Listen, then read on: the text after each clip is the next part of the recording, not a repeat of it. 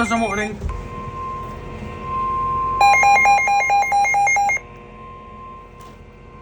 The National Weather Service has issued a severe thunderstorm warning for southeastern Reno County, western Sedgwick County, northeastern Harper County, Kingman County, northwestern Sumner County, until 8:15 p.m.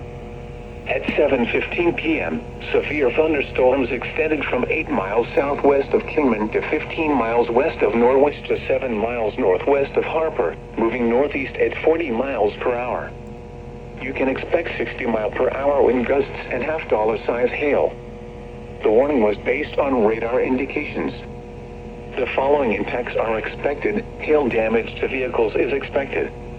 Expect wind damage to roofs, siding, and trees.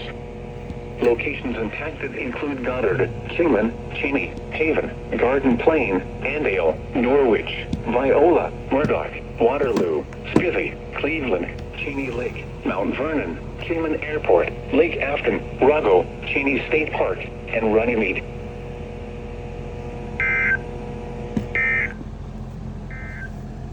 Well, see you the next one, guys.